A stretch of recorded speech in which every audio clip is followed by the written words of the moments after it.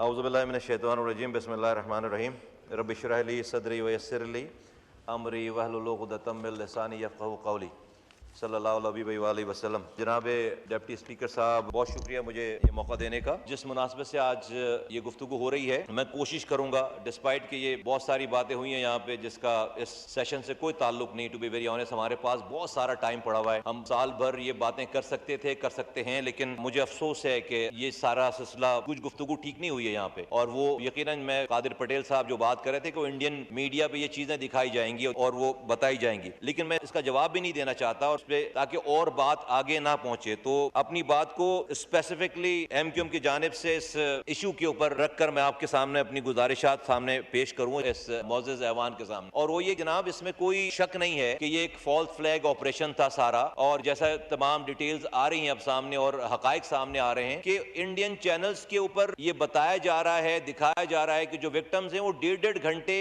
कह रहे हैं कि उनको कोई रेस्क्यू करने नहीं आया। 1.5 घंटे तक उनके पास कोई पहुंच नहीं सका वहां पर, इतनी वो डिफिकल्ट टेरेन है सारी। और वहां पर 30 मिनट के अंदर जो है वो पुलिस आती है, एफआईआर काटती है, और उस एफआईआर में ये लिखती है कि पाकिस्तान से हमलावर आए थे। 30 मिनट के अंदर इंडिया को, वहां की पुलिस को कैसे पता चल गया, आकर वो कैसे चले गए वापस, पुलिस वाले इन्वेस्टिगेट करके, और जाकर ये भी लिख दी गई बात। और फिर ये सारा कुछ पहले से जो मीडिया उनका है और सारी चीजें उन्होंने इम्प्लीकेट कर दिया पाकिस्तान को। लेकिन मैं बहुत इत्मीनान से ये बात कह रहा हूं कि पाकिस्तानियों को इस पर बड़ी तसल्ली हुई, पाकिस्तान को बहुत तसल्ली हुई कि जिस तरह का रेस्पॉन्स पाकिस्तान की हुकूमत ने, पाकिस्तान की लॉ एनफोर्समेंट एजेंसीज ने, आर्मी चीफ ने, वजीर आजम पाकिस्तान ने दिया है कि जिस तरह उन्होंने पानी का मसला उठाया कि उन्होंने कहा कि जी हम बंद कर देंगे पानी, और जो पहला बयान आया है कि भाई अगर ये किया जाएगा तो ये एक्ट ऑफ वॉर कंसीडर किया जाएगा, this should have been an answer, और ये बिल्कुल ठीक बात है। और उसके बाद ख्वाजा आसिफ साहब ने बात की कि अगर जो है वो जंग छेड़ी गई या जंग शुरू हुई तो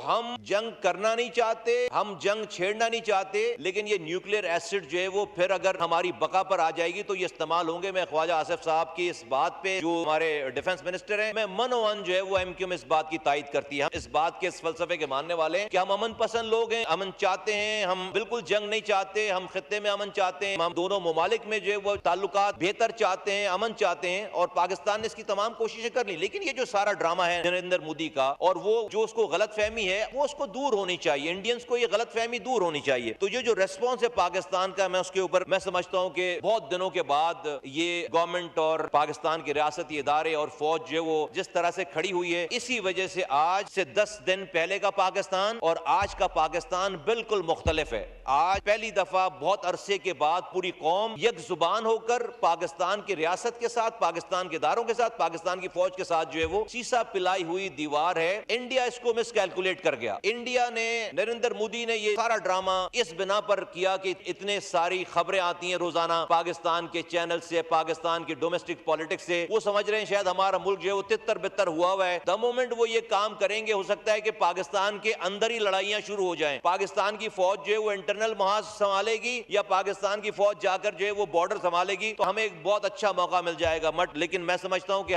मैं तो इंडिया का शुक्रिया अदा करूंगा कि थैंक यू इंडिया कि आपने अपनी मिस कैलकुलेशन की वजह से ये 20 दिन पहले वाला पाकिस्तान जो है वो आज मुख्तलिफ है। हमें बिल्कुल आज ये कौम एक हुई हुई है, आज ये कौम इंडिया के नाम पर एक हुई हुई है, इंडिया को एज अ दुश्मन मानकर एक हुई हुई है। और इसमें हमें जो है वो इंडियंस का बड़ा शुक्रिया अदा करना चाहिए कि जो मसले मसाइल थे वो भी खत्म हो गए, और आज हम इस ऐवान में, इस ऐवान से बाहर हर कोई किसी पार्टी, रंग, नस्ल, जुबान से ताल्लुक रखता है, वो पाकिस्तान की बात कर रहा है, पाकिस्तान फौज के साथ खड़ा है और अपनी रियासत के साथ खड़ा है। ये जो डिफरेंट बयानियत है वो सारे जो है वो तितर बितर हो गए। यहाँ पर मैं इसलिए नहीं कि मैं किसी की बात का जवाब देना चाहता हूं, लेकिन मैं एक जनरल गुफ्तगू जो होती है कि भाई हमारी कैपेबिलिटी क्या है, हमारे अंदर इतनी ताकत है भी कि नहीं है। ये जो बातें होती हैं कि हमें डिटेल, भाई फौज हमें डिटेल दे, कौन सी फौज जो है अपने लोगों को जाकर जो है वो डिटेल देती है कि हमारे पास इतनी ये कैपेबिलिटी है। और ये भी एक जनरल सी गुफ्तगू होती है। आप टैंकों के नाम ले रहे हैं, आप आबदोजों के नाम ले रहे हैं, आप हवाई जहाज के नाम ले रहे हैं। ओ भाई, ये आपका काम नहीं है यार। और ये हम बताएं दुश्मन को, सारी बातें बताएं कि हमारे पास ये है, ये नहीं है, और हम अपनी फौज पर, अपनी फौज की कैपेबिलिटी पे खुदा न खास्ता शक करें करें? अच्छा भाई नहीं है, फर्ज करें तो क्या करें? सरेंडर कर दें? ये गजा में फलस्तीन के बच्चों के पास जो है वो कैपेबिलिटी है, नियत्ते बच्चों के पास, ये पूरी सुपर पावर उनको जो है वो सिरनिगू करना चाहती है, नहीं कर सकी आज तक। उन माओ के पास जो कैपेबिलिटी है, मिसाइल है जिनको इसराइल जो है वो रोजाना मारता है, बमबारी करता है, वो ये देखकर हक के लिए खड़े हुए वहां पर, वो ये देखकर वो बच्चे शहीद हो रहे हैं वहां पर, वो ये देखकर माएं जो है वो अब जनाजे दफना रही है अपने जवान औलादों के। ये कौन सी बात हो गई, कैसी बात हो गई? कैपेबिलिटी नहीं है तो इंडिया के आगे सरेंडर कर जाएं? ये बिल्कुल, ये टॉपिक ही गलत है, ये बात ही गलत है। कहीं से भी ये बात जो है वो,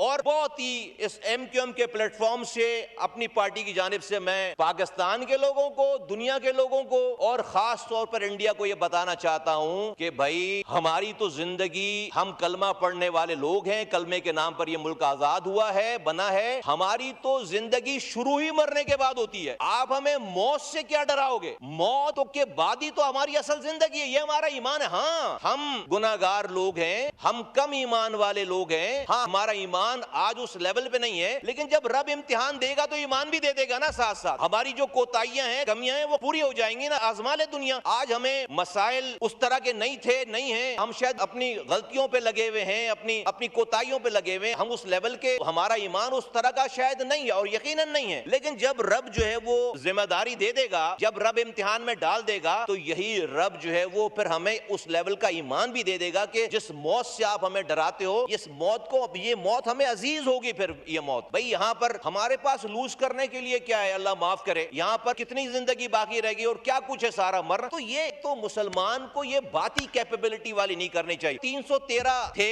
बदर में, कैपेबिलिटी थी, 2 के पास घोड़े थे, 7 जो है वो तलवारें थी और 313 के पास हथियार नहीं थे पूरे। तो क्या कैपेबिलिटी देखकर 1000 का लश्कर सामने था? ये मैं नहीं कह रहा, कुरान कह रहा है। मफहूम अर्ज कर, 1000 का लश्कर सारे जंगी साजो सामान के साथ ले, तो अल्लाह वही नाजिल कर देते ना कि भाई कैपेबिलिटी नहीं है, वापस जाओ। हुजूर सल्लल्लाहु अलैहि वसल्लम को कह देते कि वापस जाओ। नहीं भाई, ये मुसलमान का शेवा ही नहीं है कि कैपेबिलिटी, हाँ बिल्कुल कोशिश। और क्यों भाई? तुम फलस्तीन के निहत्ते बच्चों को पूरी दुनिया की सुपर पावर मिलकर सरेंडर नहीं कर सकती। इंडिया हमें सरनगू करेगा? हमें इस 25 करोड़ लोगों को जिसके पास न्यूक्लियर पावर है उनको सरनगू करेगा? ये हमारे अपने अंदर के, खुदा न खास्ता, हम पता नहीं, मुझे किसी की बात पर मुझे कोई अफसोस इसलिए नहीं करता बाद में ज्यादा कि मैं पहले इसी फ्लोर पे यहीं से खड़े होकर कह चुका हूं कि हमारे जो दोस्त हैं वो शेर की सवारी पे हैं, दूसरों को गालियां बकने में, सोशल मीडिया इस्तेमाल करने में वो शेर से उतर नहीं सकते। वो सही बात, ठीक बात करेंगे, उनका अपना सोशल मीडिया उनको खा जाएगा। अगर वो आज यहाँ पर खड़े होकर तनकीद नहीं करेंगे पाकिस्तान पे, तो वो उनको यहाँ से बाहर निकलने के बाद उनका अपना सोशल मीडिया उनको गालियां बकेगा। हमारे पास मिसालें मैं देना नहीं चाहता, उनके अपने लोगों की मिसालें कि जो हीरोज थे आज उनकी माओ को, उनके वालिदैन को गालियां बकी जाती हैं, तो वो कर नहीं सकते बेचारे काम। तो इसलिए हमें टेंशन में नहीं आना चाहिए। लेकिन बहुत अफसोस है कि इसका फायदा जो है वो दुश्मन को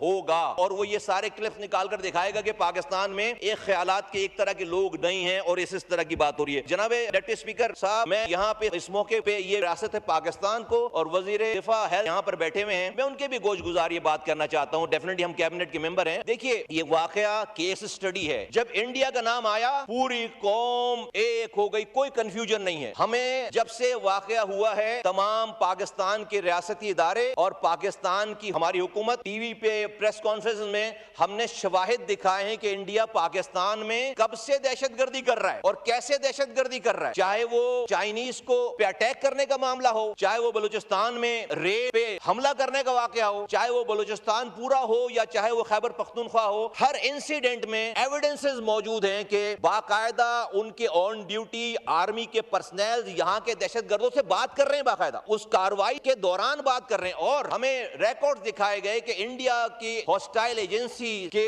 जो उनके सोशल मीडिया उनके अकाउंट्स हैं, वो अकाउंट्स ये बता रहे हैं कि जब भी कोई वाकया पाकिस्तान में हुआ है उससे 1 दिन पहले, 2 दिन पहले, 24 घंटे पहले उन्होंने उस शहर का, उस वाकये का जिक्र किया हुआ है। पहले से एविडेंस है, उस जिक्र किया हुआ है कि कल जो है वो खुशखबरी मिलने वाली है पाकिस्तान से, फलां शहर से पता चला वहां पर धमाका हो गया। वो उन्होंने सारी चीजों को डिटेल हमें दिखाई गई है, सारी चीजें। दैट मीन्स कि हमें ये पता है कि ये सारा कुछ जो हमारे मुल्क में हो रहा है वो इंडिया कर रहा है। लेकिन जिस चीज में हमने लैक किया है, जिस चीज में हम पीछे रह गए हैं, वो हमारे लिए केस स्टडी ये है कि पाकिस्तान ने अपना नैरेटिव सही नहीं बेचा। माजरत के साथ हमने इस इंडियन कार्रवाइयों को दुनिया के आगे, अपने लोगों के भी आगे हमने सही तरीके से पोर्ट्रे नहीं किया। आज हमारे यहाँ कोई वाकया हो जाता है, हम कहते हैं जी BLA कर रही है, TTP कर रही रही है, फलां दहशतगर्द है। ओ भाई, जो इसका बाप है इन तमाम चीजों का, जो मदर ऑफ ऑल इविल है, आप पहले उसका नाम लें। कैसे इंडिया जो है वो कोई भी वाकया होता है सबसे पहले पाकिस्तान का नाम, वो नहीं कहता कोई BLA है या कोई लश्कर जंगी है या कोई और है, वो सीधे सीधे पाकिस्तान का नाम लेते हैं। हमारे पास वीडियोस हैं, ऑडियोज हैं, लेकिन हम उनकी प्रॉक्सीज का नाम लेते हैं। उसकी वजह से क्या हुआ कि हमने अपने लोगों को कंफ्यूज कर दिया। इंडिया इसका फायदा उठाया, उसकी वजह से ये हुआ, फिर हमारे लोग डिस्ट्रीब्यूट हो गए। फिर हम उसे जब इंडिया का हमला नहीं समझ रहे, कहते हैं कुछ हुकूक की जंग है हमारी, कुछ हमारी दीनी जंग है, कुछ हमारी अपनी जाती जंग है। फिर वहां पर इवन के जो लोग दहशतगर्दी में शहीद हो रहे हैं, जो